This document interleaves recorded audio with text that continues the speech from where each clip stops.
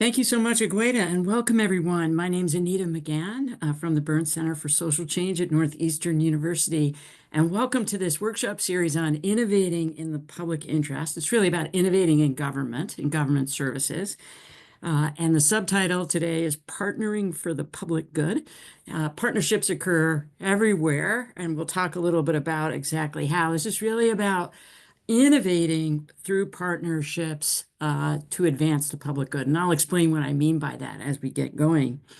This is, as Agueda mentioned, the first of 6 workshops here. We want to be very specific and actionable. I want to offer you research-based insights about what works. So everything we do is going to be based on that rigorous research that's been conducted, that's profiled at our website, pi2.burnscenter.org. Here, the goal is to support you in making lasting change that improves lives. So we want to make change as quickly, as effectively as possible. We want to do it in a way that's going to work, that is lasting and has a lasting impact. And we want to improve lives. So that's the goal for this workshop series. As Agueda mentioned, you will receive a workshop certificate if you attend at least 4 of our 6 sessions. And you'll also receive a workshop certificate for each session. So we want to support you here. This workshop series will be followed by project workshops. So if you're working on an innovation project, we want to support you. We want to know about that. So please tell us in the chat if you're working on something and whether you'd like us to reach out to you about how to support you.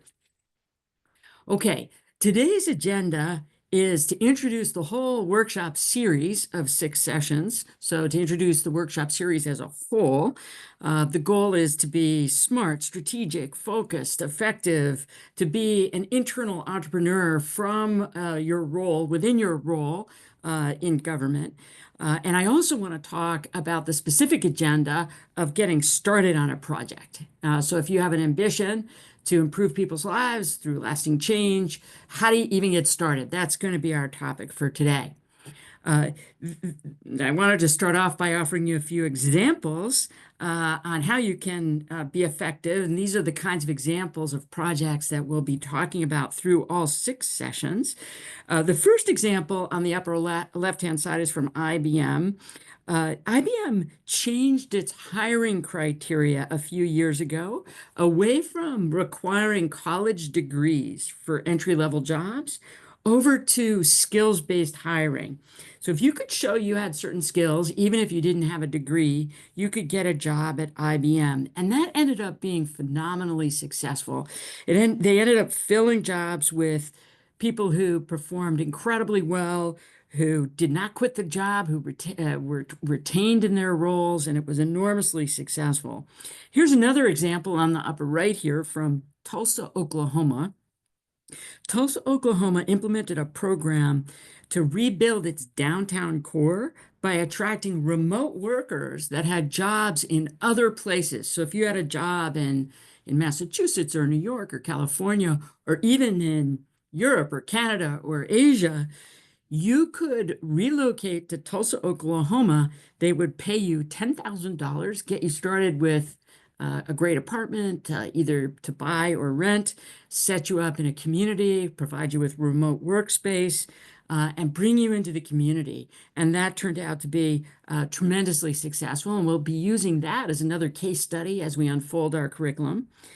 The third at the lower left, Georgia Works, has taken 850 chronically homeless men off the streets in Atlanta. There are something like 5,000 homeless men in Atlanta at the time it got started in 2018. And it took the 850 of them out of the justice system and into housing as jobs. And we'll talk a little bit about how Georgia Works accomplished that. And then finally, another case study that we'll be doing through the course of the program on the bottom right is here in Toronto is called the Oaks Revitalization Project. And they have trained 90 former hardcore inner city gang members for well-paying construction jobs. And we'll be talking about how they accomplished that as well. So a theme that will that will rise through our case examples relates to employment, reshaping employment. But it's not the only theme. We'll also be thinking about examples from childcare and education. The Binti Project, which is profiled on Pi Squared by our colleague Kate Cummings, is an NGO. It's a non-governmental organization that matches children that are in government systems for social welfare with caregivers, with adopting parents. So we'll talk a little bit about how they work together. We have a case study on the upper right on Giddy Mobile. This is an online gaming platform that appeals to high school students, particularly in Nigeria and throughout Africa. And it gets them eventually skills in financial acumen. It gets them bank accounts. It's profiled also on Pi Squared by Tunji Adebasan, who is the founder of it. And it's been incredibly successful. Hundreds of thousands of high school students now playing video games on Giddy Mobile as part of their high school education program. And then on the bottom left, we'll be talking about programs that put these pioneering educators together together with students in after-school programs, and how they have changed the way that early education occurs, mostly in Central America, and again profiled by our friend Samina Karim on Pi Squared. So lots of examples that we'll be turning to on how to do successful projects. There are also some examples on revitalization through entrepreneurship and business development. We have examples from the Build From Within Alliance, which has revitalized the core of industrial cities like Minneapolis and Detroit, from the favelas of Rio de Janeiro, where high potential adults that are on public assistance have been trained to open businesses in Rio's favelas, an incredibly successful program called Banco de Providencia. We've got a program on the lower left on supporting low-income women who work in retail with basic education. And I'll talk a little bit about that as the course progresses. And then on the fourth and final example from this slide on the right-hand side, we'll talk about how New York City sewers were unclogged through an initiative to work with grease recyclers to prevent grease dumping in sewers by fast food restaurants. So these are the kinds of examples of innovation projects that we'll be talking about. We'll be talking about providing new services. We want to support you in streamlining processes, creating evidence on what's possible to build capabilities and restructure. I also want to profile what this series is not about. And to illustrate this, I want to, point to some of what our research is showing leads to problems. And one of them is, endless analysis where you're sent back to the drawing board time after time to try to come up with more evidence that what you're doing is going to work. And you just get bogged down and you can't make progress. Another problem is media versus political headlines. This is, people come out and announce initiatives that never really come to fruition, and they're celebrated in the newspaper or on videos or on YouTube or on, any social media platform, and then they lose steam. They never really take off. We don't want you taking unnecessary risks with your resources and career. We want to show you some evidence-based strategies for getting going that will help you avoid that and instead become a hero, and we'll talk about that. We want to avoid opening the door to well-intentioned companies that really don't have a clue what they're doing or how to help, or they don't have a strong history of doing the work. They show up, they're well-intentioned, but we don't have any confidence that they will actually be able to deliver, and so we'll talk about that. And we don't want to chase tech, we don't want to chase uninformed ideas that push technology into specific environments where it can't be effective. And there's a famous example of that I want to bring to your attention, and we'll return to it through the course. It'll become a touchstone for us on how this can go bad, and it's called Play Pump. So this is a picture of the play pump. I hope you can see the picture of the merry-go-round with some young people playing on it in the lower right-hand corner. The project was developed around 2005 or so, and the idea was that these merry-go-rounds could be installed to pump water through children's play on a merry-go-round into a storage container, which is at the upper left-hand side of this photo. The water would be stored and made available to the community on demand through a pumping system. That was the idea. So the merry-go-round would fire a pump that would then push the water up into a storage tank and store it for future use. Here's a schematic of the play pump mechanism here. The idea was that there would be children playing on a merry-go-round, point number one, that would drive water, point number two, from groundwater, point number three, up into this cistern. It would be held there. And then on the right-hand side, when people needed it, they would turn a spigot and that water would be deployed. Okay, this was well-intentioned. It was designed in North America. It was caught the attention of well-meaning advocates that were swept up in the 2005, wake of U2 and Bono and other celebrities publicizing poverty in sub-Saharan Africa and demanding change here, and it was an utter failure. There's been a number of postmortems on why the play pump was a failure, and here's just a short list of some of them. The communities weren't involved in the design of the project and didn't buy into it. It turns out that in these communities, children really don't play on merry-go-rounds in these cultures. They're often at school. If they're not at school, they're often working at home. The merry-go-rounds are hard to turn. In fact, it turned out that these merry-go-rounds would lose their flexibility, would lose their internal their internal mechanisms would get bogged down by sand and grit, and it became very, very difficult for them to turn. So it would take very large numbers of very large children to actually have the energy to turn the merry-go-rounds over time.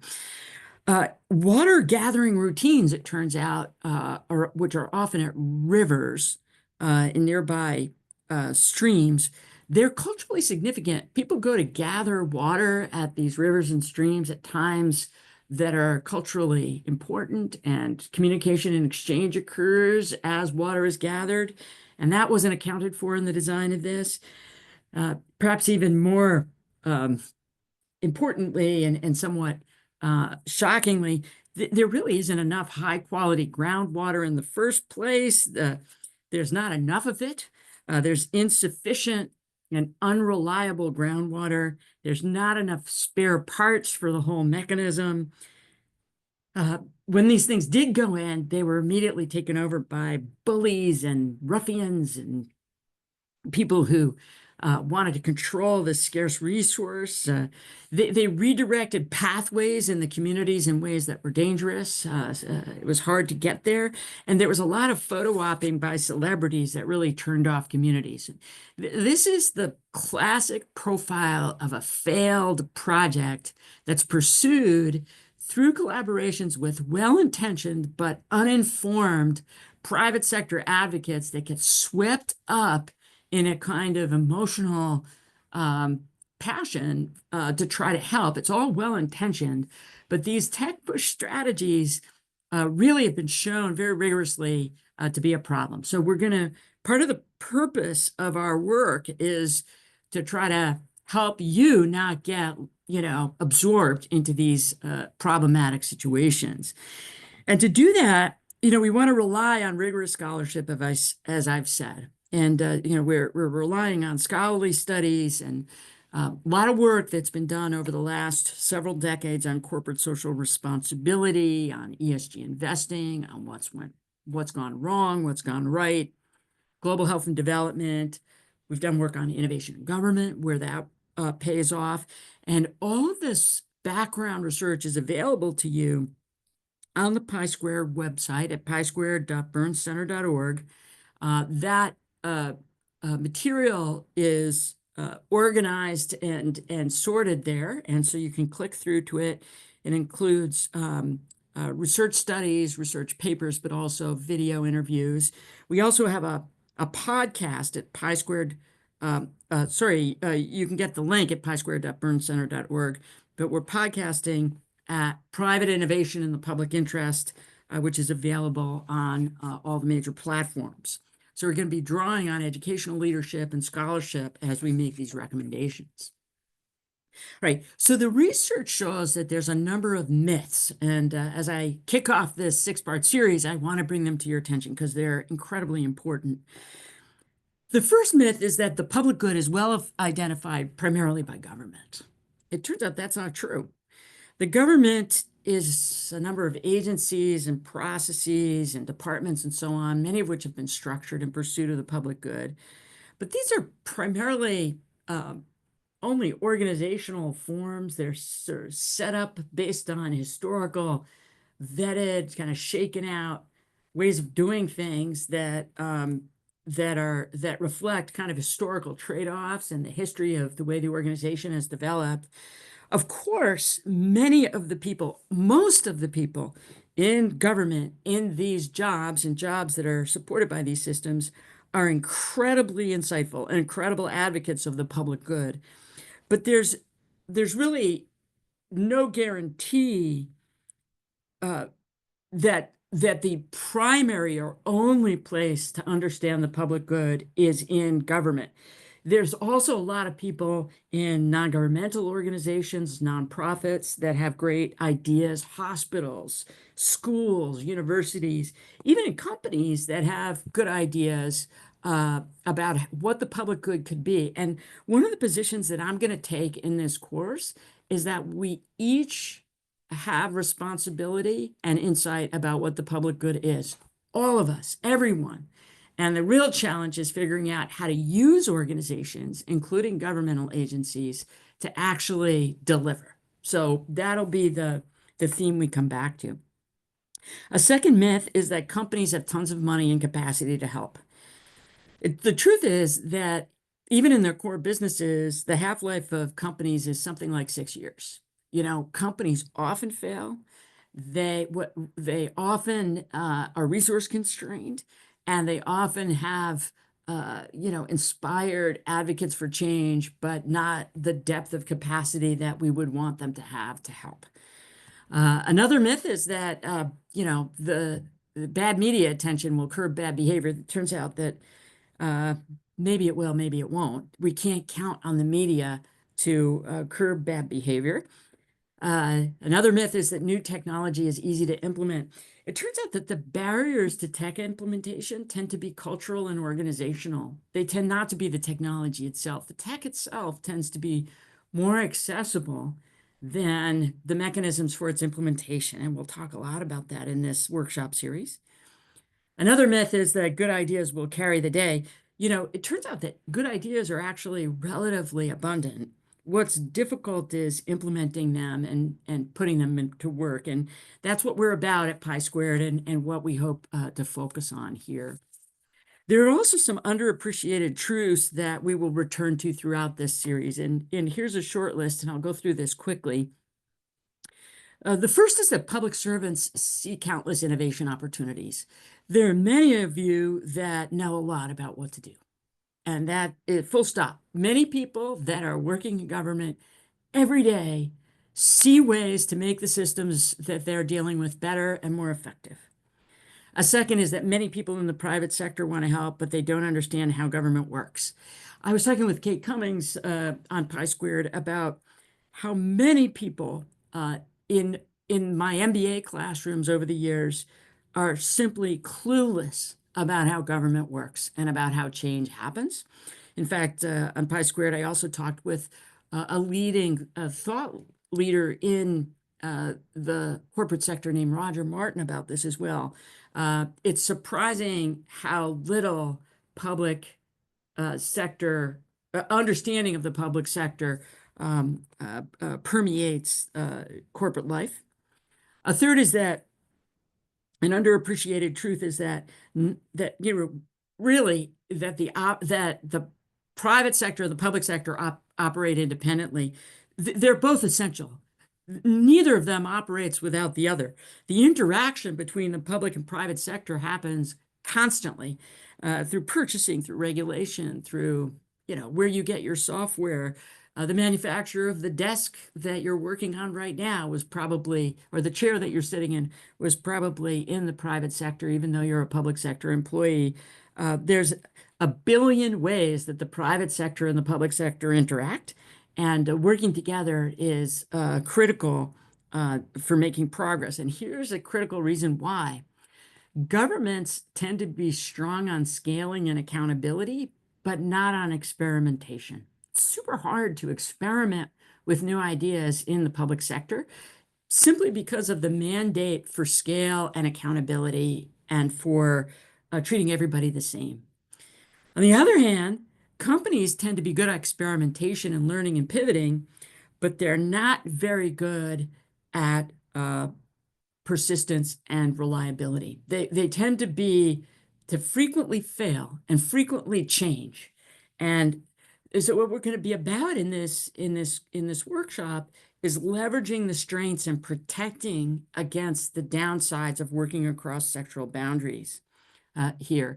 Another unappreciated truth is that companies are resource constrained. They don't have endless money, as I said, but they also don't have endless resources of other types that may be important. Sometimes they try to foist off their excess stuff, like their overbuilt widgets or their old outdated technologies on the public sector, and that's almost never a good idea here. And then finally, another underappreciated truth is that the public good is ours to own. As I said, we each have equal claim and responsibility for the public good. And we can't get rid of that. We all have that as citizens, no matter where we work, in the public sector, the private sector, and that's going to be a theme throughout this workshop. So here are our topics for the next few weeks, a roadmap for you. I'm going to try to provide you with very specific steps that you can pursue to get started on a project, and I absolutely hope you will, and that you'll tell me what your project is and allow us to support you and be thought partners with you as you get going. On April 9th, you're all invited to come back. We're going to talk about early wins, and then we'll move on to getting organized to get going. And we'll move on May 1st to thinking about how to learn and pivot and change and adjust. It will be toward the end of our workshop series that we start to think about growing and scaling. So we're going to put off getting big until we know what we're doing. That's the major theme here. And then starting in September, we're going to be doing some in-person workshops for teams of innovators. I'll say more about this later, but you are invited to join us for these workshops. We'll talk about that as the course ends. So let me get into the 5 steps on getting started here. Here's number 1. The first step is to build your team here. And the starting point for this is to ask the question, based on what you deal with every day, your scope of experience, your day-to-day activity, where do you see low-hanging fruit for innovation? Whenever we see effective teams, it's always groups of friends that have the shared insight that together that they can do something better. They can be more effective at what's on their desk, what's in their day-to-day roles. They can be more effective if they just change something that they have access to change, or at least hope for access to change. So what do you see on your desk right now that could be done better? I'm going to ask you to avoid in your team thinking about ideas that are pushed at you by somebody. I want you to tell me what you can do right now to make people's lives better here. What do you think should be made better? And your teammates become people that share that belief. They're ideally from within your organization, but they also may be from outside your organization. They should have relevant skills, insights, experiences, but they could even be your neighbors or your friends or your family. And let me give you an example of this. This is a picture from a project that we were just involved with and of paper medical records. So this is a picture that comes from an HIV clinic in the country of Malawi in South Africa. It is the medical files, the medical records. Each one of these folders is a medical record for an HIV patient at a clinic in Malawi. It turns out all HIV clinics in Malawi have had paper medical records at the time this picture was taken. This picture was taken in about 2006. There were a group of friends that worked at a clinic near Lilongwe in Malawi that said these should be moved online. They should be automated. They should be made electronic, these medical records. And they were successful. Here's a picture, the same picture on the left-hand side of those paper records. On the right-hand side is a picture of a terminal and a administrator working with an electronic medical record. The electronic medical record system that you're seeing on the right-hand side here was implemented in every clinic that we studied between 2007 and 2019. It's still not all clinics in Malawi. It's about 125 out of something like 300 something HIV clinics. It took 22 years to roll this out.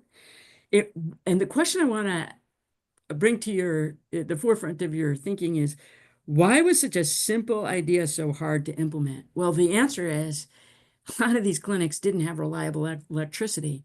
So that had to be addressed. Many of these systems are being run off lithium-ion batteries that were brought into the clinics, and solar panels were put in to recharge those batteries. The internet wasn't widely available, so towers were built and internet connectivity was enabled. There were training programs that had to occur, and all of this was done by a team of committed and motivated workers like this woman on the right that wanted to make change and improve lives. And you might ask me, was it worth it? Did they improve lives? The answer to that question is absolutely.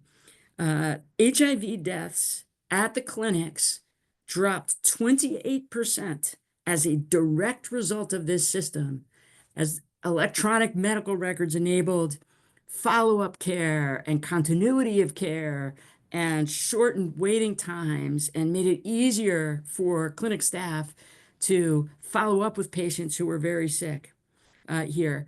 So was it worth it? A 28% reduction in deaths within 5 years of implementation, in my opinion, is an extraordinary achievement. And that is the kind of impact that we're looking for here. You may be interested to know as well that children benefited the most. And we learned something really interesting as well, which is people who were afraid of the system and afraid of HIV care and who did not provide consent on privacy were the ones that benefited the most, that were most likely to have their lives saved by the system. So we learned something too, which is that trust in the system was not as abundant as you would have wanted.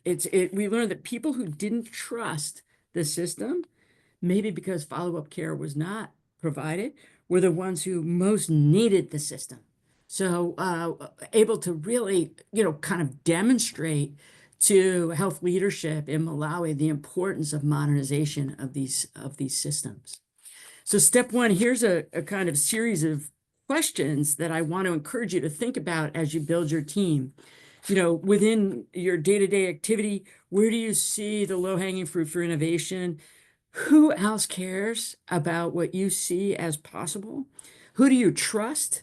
Who do you want to work with on the 3 times rule? The 3 times rule is the idea that every project takes 3 times longer than you think it's going to take.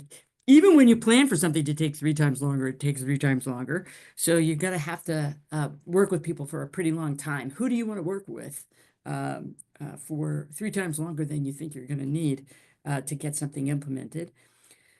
It's great if you can find somebody to help with private sector experience. And the reason why is private sector colleagues, people from companies, tend to be really good at experimenting and developing data and pivoting and showing what's possible. So if you can find a neighbor, a friend, a colleague who can help you reach into a company for experimentation, that can be very helpful. In Malawi, there were a lot of partners from private companies that provided the tech, that provided expertise, that provided the lithium-ion batteries, that helped construct the cell towers and the internet connectivity. Those people were great at experimenting and pivoting and learning and experimenting in ways that government is typically not as experienced with. And that kind of capability turns out to be very, very helpful. And that's a rigorously researched finding that I'm conveying to you when I say that. We also want to tie what you're doing eventually to the strategic priorities for your group or agency. I'm going to talk about this in a few minutes when we get to steps 4 and 5. But once you start to have some success, it's useful to be able to explain what you're doing in ways that tie to your mandate as a government agency. And we'll come back to that as we talk about that, as we get into steps 4 and 5. Okay, that's step 1. Find your team, create your team, and you want to really focus on things that are important right now that you see as low-hanging fruit. The second step, narrow your focus. You want to think about something very specific that you want to implement or change, okay? And be very exact about that and pinpoint something that really matters to the people that you seek to serve in your agency or your department. This picture here is a picture of a bridge on a highway access road in downtown Atlanta, Georgia, here in the United States. Here.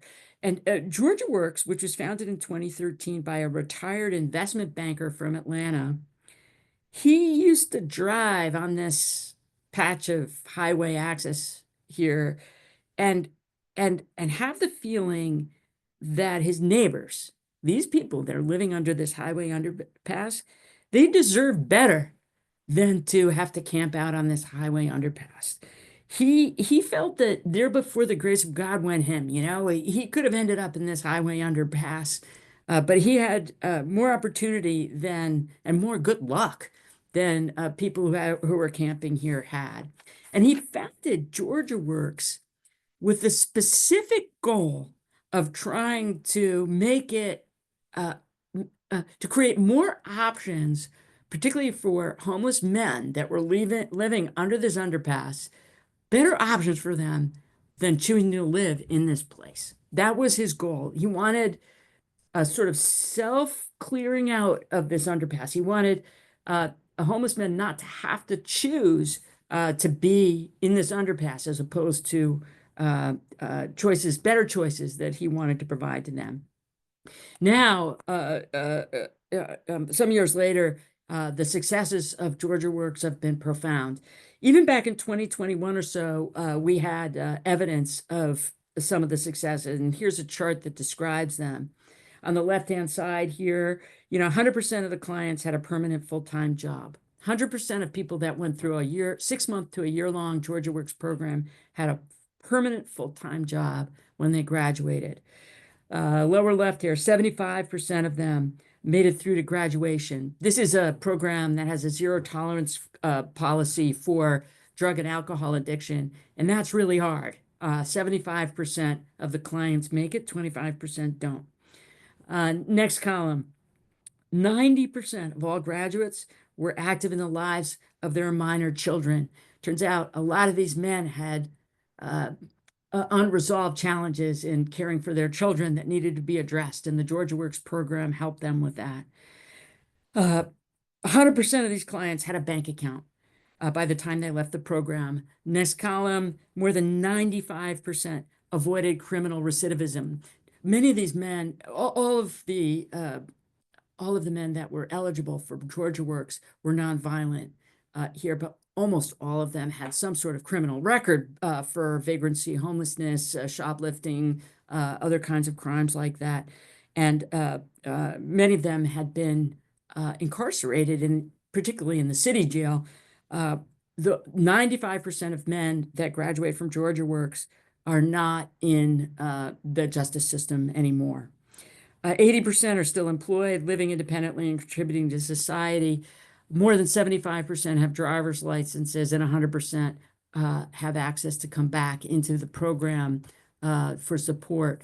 But one thing that the founders of Georgia Works noticed is that 75% of driver's licenses seemed funny. It seemed problematic here.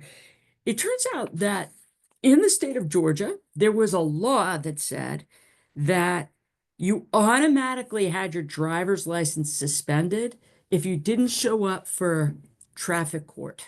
Okay.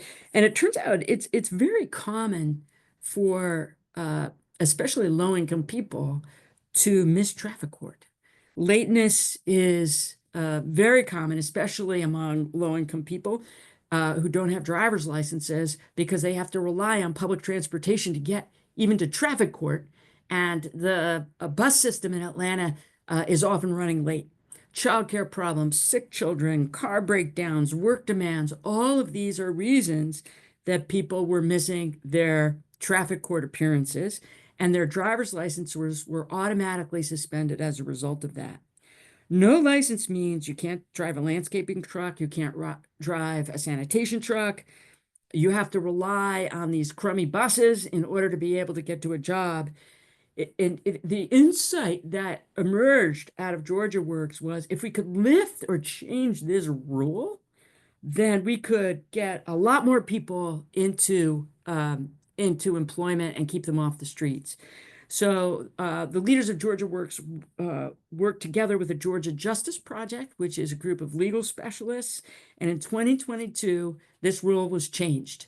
They pinpointed this one law, this one rule, as an opportunity for making a big impact on reducing homelessness in Atlanta, and had that law changed.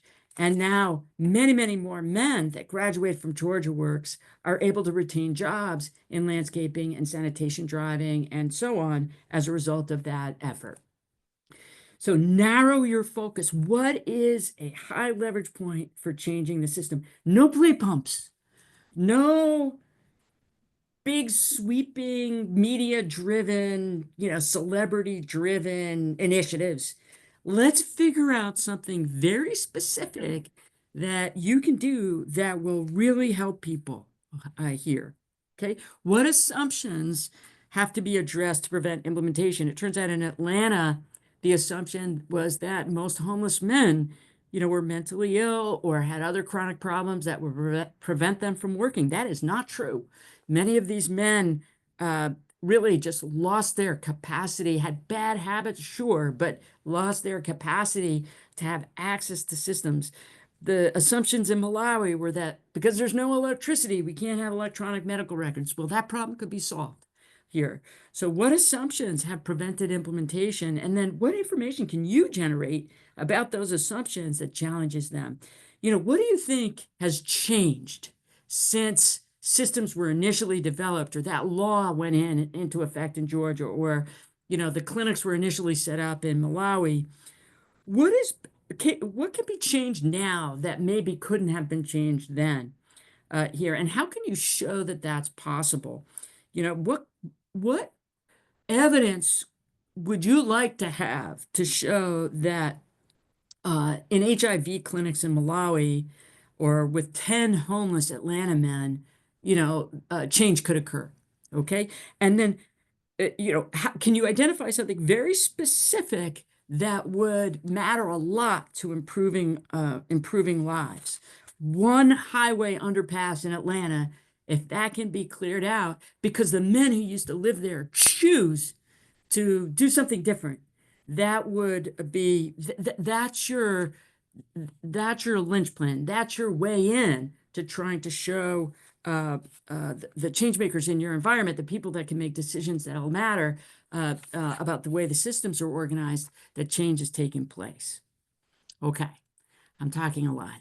I'm looking forward to the Q&A in just a few minutes. So please start to enter your questions into the chat so Agueda can keep us real as we wind down. Let me keep going here. Step 3 is to bust some myths.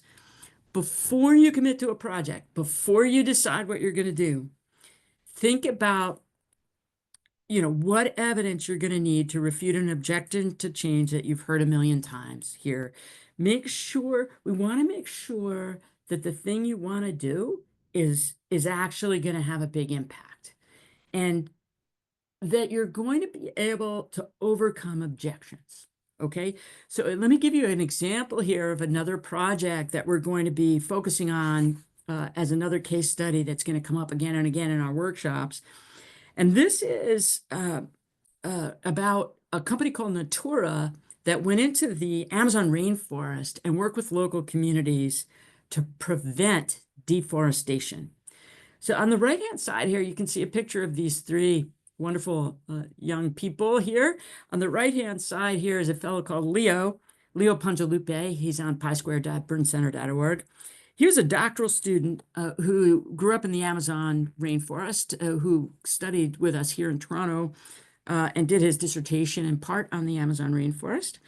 The person on the right here in the white t-shirt is a community leader from an indigenous community in the rainforest. And the fellow in the middle, he's also from the Amazon, and he works at Natura. He's from an indigenous community in the Amazon, but he works at Natura, this company that I just mentioned here. Natura is a private company, and it makes cosmetics. It makes lotions. In fact, Leo gave me this bottle of Ecos lotion that's made from Brazil nuts from the Amazon. There's a picture of it here at the bottom here. The myth that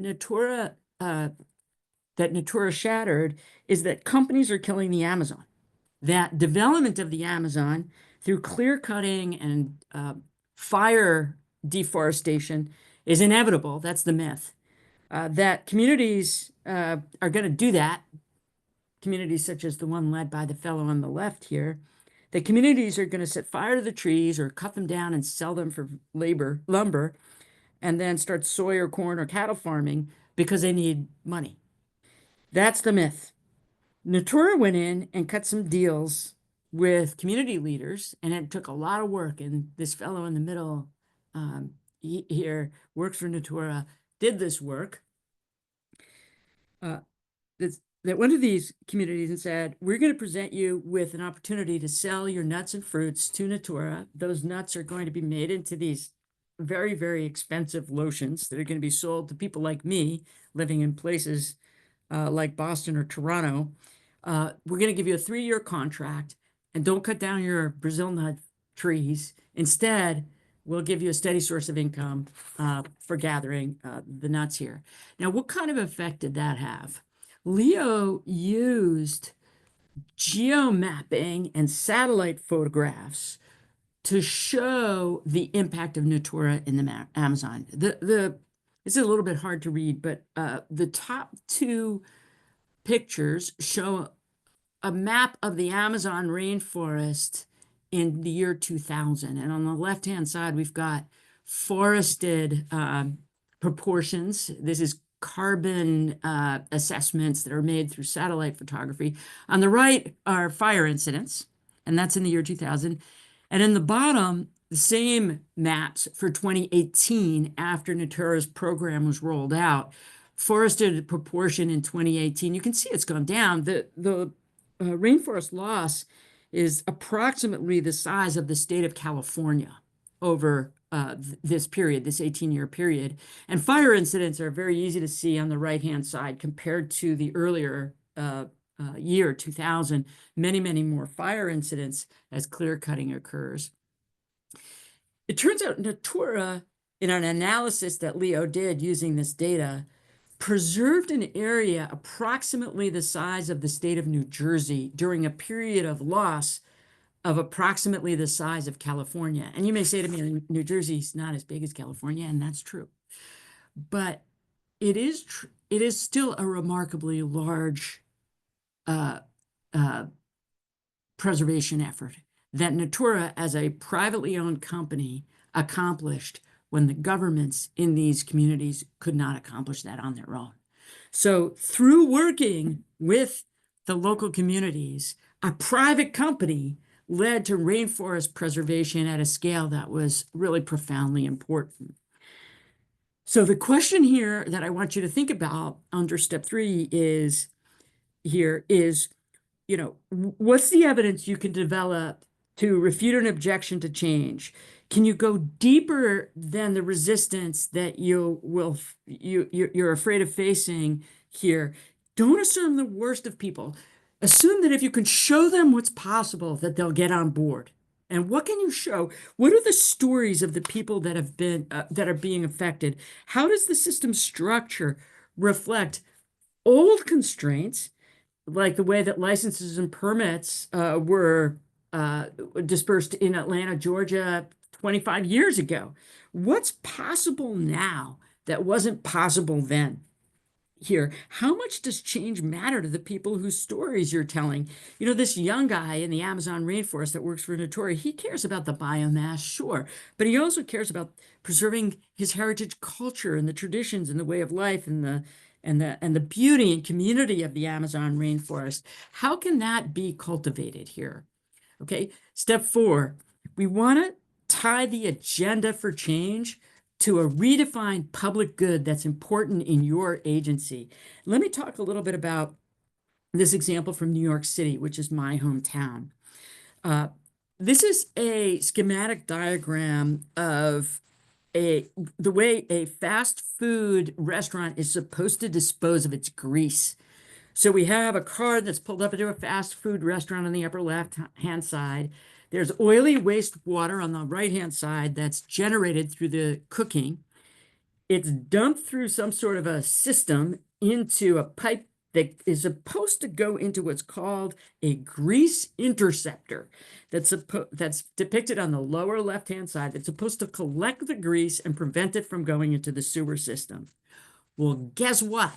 Nobody has working grease interceptors, it seems, in New York City. By 2013, 50% of sewer clogs in New York City were tied to illegal restaurant grease dumping. The fine for this was $10,000 per day, but it was rarely enforced. Okay. The new reality is that this fellow named Michael Flowers realized after doing some analysis was that the grease could actually be recycled. So if you fast forward from the original design of the system around grease interceptors to today, you get technological innovations in grease recycling here. So instead of enforcing a $10,000 per person per day violation, Michael Flowers, who was an employee of New York City and worked in a special office, which was called a strategic office for the mayor or something like that, said instead of enforcing these fines, let's use some databases, merge the databases to identify high target restaurants, and let's go offer to pick up their grease for them and give them to a commercial recycler that can recycle them for profit. Well, in classic New York City fashion, this was so successful that the restaurants eventually wanted to be paid for their grease, which I love. I love that idea. And there was competition to try to pick it up. And now grease is picked up by for-profit recyclers, and the problem is way down. And that idea of tying the solution to the problem to a redefinition of the public good around recycling this grease instead of fining people for throwing it in the sewer is what I want to bring to your attention. And I've got in the slide some articles on how that happened. Final step, step 5, redefine the public good, entire agenda to that redefined public good. So, no more play pumps here. We want to define the public good in terms of the people that you are seeking to serve here. We'll talk about this in some detail in a case study where we called Tulsa Remote. So we're going to think about creating successes for your partners here as a critical component for change. So we want a lot of people to be heroes as a result of your idea. We want to think about how to redefine the public good in a way that that makes a lot of people to want to jump onto the project. So in Tulsa, Oklahoma, the city had been profoundly affected by a terrible race riot and downtown fire in the year 1921. So that's 100 years ago, more than 100 years ago. This fire is sometimes called the Tulsa Race Massacre. It occurred between May 31st and June 1st of 1921 when mobs of terrorists really went into a Greenwood district of downtown Tulsa and lynched and mass murdered and burned a very flourishing Black neighborhood. Black residents, businesses, homes, churches, schools were systematically targeted and destroyed. The city really never found a way forward from this fully until the downtown core had been really been devastated by this heritage. In 2018, this program called Tulsa Remote was created by a Tulsa entrepreneur named George Kaufman. The goal was to revitalize the city center, although not precisely on the sacred historical ground of Greenwood, but nearby here. And here's the program here. If you are willing to move to Tulsa and you have a remote job, you can get paid $10,000 and be part of a program to set you up with an apartment, a remote work location, and a whole set of supports here. You're eligible if you're 18 years old, you have a job in the United States, you have full-time remote employment outside of Oklahoma, and you can promise to work to move to Oklahoma within 12 months. You have to live outside of Oklahoma before you apply. You are rigorously vetted. You have to apply, interview, you have to go through a whole set of, discussions. You're put together with a cohort, there's a program decision, and then you're helped with renting or buying a home, and there's tons of community support. And this has been written up and on pi2burncenter.org in a conversation with Thomas Teodorovitz. We describe this program in some detail. Here, the mission is to attract and retain remote workers, to make the city diverse and vibrant and resilient, to restore community. The celebrated accomplishment is $563.6 million in direct employment income. George Kaufman, the original founder, has turned over sponsorship to the city, and everybody and his brother seems to want to take credit for Tulsa Remote. It's been phenomenally successful. So some questions you want to ask yourself as you get going are, how do you want to think about what the public good here is? It was defined in Tulsa as community development and new jobs and tax revenue, but I think it's also restoring the community and its sense of identity. You want to think about what are the stories on how different partners contributed. What's the evidence that change can work? How can agencies serve their stakeholders more effectively? Who are the heroes that make change possible here? And that is something we'll talk quite a lot about in this workshop. So 5 steps to get started. Build your team, narrow your focus, bust up some myths, tie your agenda to a redefinition of the public good that's strategically important to your agency, create successes for your problems. We are not yet talking about scaling or opening your door to passionate entrepreneurs that don't know what they're doing. We're not yet talking about how expensive this is or how profitable. Sometimes we're not talking about stuff that's obvious. We're not talking about stuff that's uncontroversial or riskless. We're not talking yet about stability. We're not talking yet about breadth. We're not talking about stuff that's outside your expertise or publicized through the media. No play pumps. Next time, we're going to talk about early wins and the importance of pilot projects. I want to invite you to put your questions into the chat, to sign up with us at pi2burncenter.org, to listen to our podcast of Private Innovation in the Public Interest, to let me know how I can help you. Please share the link to this workshop with your friends. There's still time for them to get a workshop certificate if you attend 4 of the 6 sessions. Come back April 9th at 2 p.m. And back to you, Agueda. How are we doing for some questions? Thank you so much, Anita. I am stopping right now the recording